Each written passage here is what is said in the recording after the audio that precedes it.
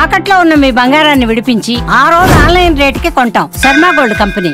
భూకంపం దాటికి థాయిలాండ్ అతలాకుతలమవుతోంది. నిమిషాల వ్యవధిలో 2 సార్లు భూకంపం సంభవించింది.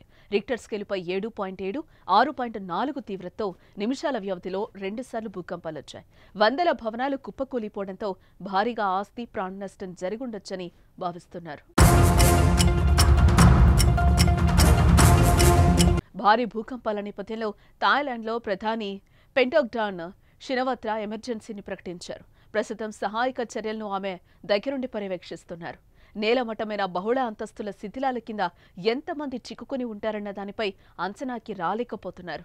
మరోసారి భూకంపం వస్తుందన్న అంచనాలతో అధికారులు బ్యాంకాక్లో భవనాలను ఖాళీ చేయించారు. మెట్రోలు అలాగే రైలు సేవలు నిలిపివేశారు. ఎయిర్పోర్టు దెబ్బతినడంతో సర్వీసులు నిలిపివేసి లాక్డౌన్ ప్రకటించారు. ప్రస్తుతం సహాయక చర్యలు కొనసాగుతున్నాయి. మరోపక్క భూప్రకంపనల ధాటికి చతుచక్ జిల్లాలో నిర్మాణంలో ఉన్న ఓ ఎత్తైన భవనం కూలిపోయింది. ఇందులో దాదాపు 40 మందికి పైగా కార్మికులు చిక్కుకుపోయినట్లుగా తెలిసింది.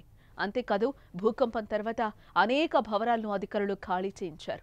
వ్యాపార సముదాయాలను మూసివేయించారు. బ్యాంకాక్ మెట్రో, రైలు సేవలు కూడా నిలిచిపోయాయి. భారీగా ఆస్తి ప్రాణ నష్టం సంభవించినట్లు తెలుస్తోంది. అయితే ప్రాణ నష్టానికి సంబంధించి ఇప్పటివరకు ఎలాంటి సమాచారం అయితే లేదు. ఇక భూ ప్రకంపనలతో బ్యాంకాక్లో ప్రజలు పెద్ద ఎత్తున రోడ్లపైకొచ్చారు. దీంతో ఎక్కడికక్కడ భారీగా ట్రాఫిక్ జామ్ ఏర్పడింది. వేలాది మంది ప్రజలు నగరాన్ని ఖాళీ చేసి వెళ్లిపోతున్నట్లు స్థానిక మీడియా పేర్కొంటోంది. భూకంపం ధాటికి బ్యాంకాక్ తీరాలు అల్లకల్లోలంగా మారాయి. అయితే ప్రస్తుతం అక్కడ సునామీ హెచ్చరికలు ఏం లేవని అధికారులు తెలిపారు. మరోపక్క భూకంపం ధాటికి భవనాలు ధ్వంసమైన దృశ్యాలు సోషల్ మీడియాలో భయానకంగా కనిపిస్తున్నాయి.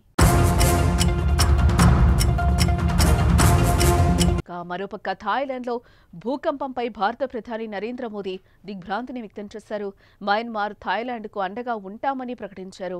ఈ కష్ట సమయంలో అన్ని విధాలా భారత్ సహాయ సహకారం అందిస్తామని, మీకు అండగా ఉంటామని భరోసానిచ్చారు.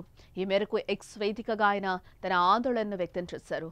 అక్కడి ప్రజలంతా సురక్షితంగా ఉండాలని ప్రార్థిస్తున్నారని అన్నారు. సహాయక చర్యలపై ఆయా దేశాల ప్రభుత్వాలతో నిరంతరం సంప్రదింపులు జరపాలని విదేశాంగ శాఖను మోదీ ఆదేశించారు. 2 దేశాల్లో సంభవించిన భూకంపం ధాటికి పలు భవనాలు, పురాతన దేవాలయాలతో పాటు చారిత్రక కట్టడాలు ధ్వంసమయ్యాయి. భూకంప దృశ్యాలు చూస్తే ప్రాణ నష్టం భారీగా ఉండే అవకాశం ఉందని తెలుస్తోంది.